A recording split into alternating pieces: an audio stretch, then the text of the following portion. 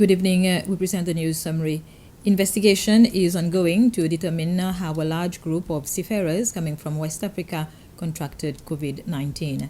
They were meant to have been tested before boarding the plane to Seychelles. The group of 66 seafarers is part of a crew change of more than 200 members on board the Spanish Purse Seiners mode off Port Victoria. The Public Health Commissioner, Dr. Judy Gedeon, says that through their PCR test, they've also picked up 2 persons from the UAE and a French national who have COVID-19. Out of the 197 crew who were tested, so far it's yielded 66 positive by PCR test. We have a few tests, about 14 that are still inconclusive, are being retested, and the rest are negative. We also, during our, as part of our quarantine and surveillance system, we tested several Seychelles who were in quarantine, who were ready to be released. At Berjaya, they were all negative and are being released. We also tested a group that were with the Emirati embassy, and out of those, 2 have turned out positive, and they are being retested as well. We also have 1 person who was traveling, who was leaving Seychelles after having been here for more than 3 months, and her test, it's a French lady, it's turned out positive as well. She has remained well, so we are doing retesting of that person as well, because right now we don't know the exact source of where she could have been infected, if it is really a true positive.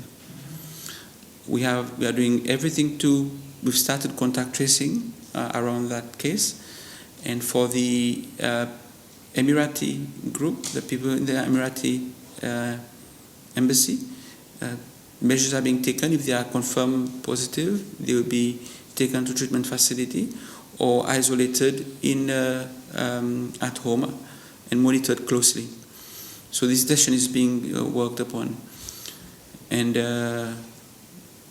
the other the crew who are tested positive will be isolated on their vessels at Anchorage, and there will be 4 to 5 vessels would be housing the crew, who are all asymptomatic except for one who's got mild fever, and he'll be kept at the hospital, at the treatment facility at Perseverance for monitoring.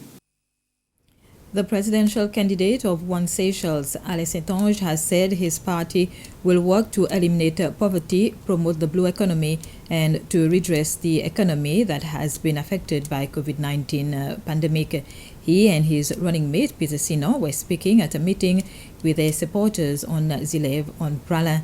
To be noted that the provisional dates for the presidential election is the 22nd, 23rd, and 24th of October. The minister responsible for tourism visited yacht operators and owners at the Eden Island Marina yesterday. Minister Didier Degley was accompanied by the principal secretaries for tourism and that of ports and marine. The aim of the visit was to see how much the businesses that depend mostly on tourism have been affected by the COVID-19 pandemic and how they are preparing to welcome visitors as of the 1st of August. Cable & Wireless is the first telecommunication company to launch the 5G technology in Seychelles. This was during a ceremony yesterday evening at the Eden Blay Hotel. The 5G network will initially cover Victoria, Wash Caïman, part of Eden Island, and the airport. Cable & Wireless noted that the network will be extended and nationwide coverage will be in a couple of years. The Chief Executive Officer of Cable & Wireless noted that 5G is the way forward and should transform communication in Seychelles. We are now in the age of 5G. I think we're now amongst 60 networks worldwide. We are the second in Africa with 5G. 5G is a 5th generation mobile network that delivers technological revolution and economic development through things like artificial intelligence, AI, cloud computing, Internet of Things. 5G is truly transformational. It is designed to connect virtually everyone and everything together, including machines, objects, devices, people, etc.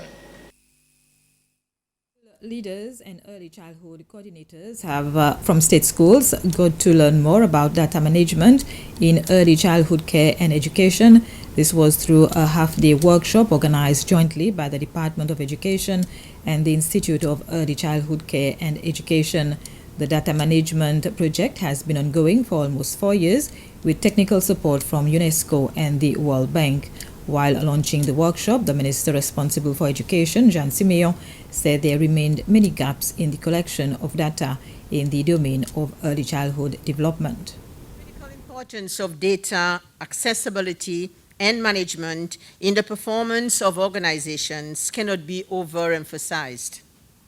Availability and usage of data that is viable and reliable enables higher process efficiencies, more informed decision-making, more effective planning, and strong, decisive, and strategic actions. In Seychelles, like in many small developing states, data may be readily available in various modes and from different sources.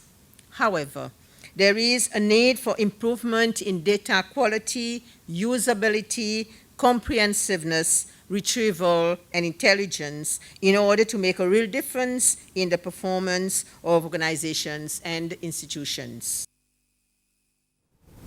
And this was the news summary. Thank you for your attention.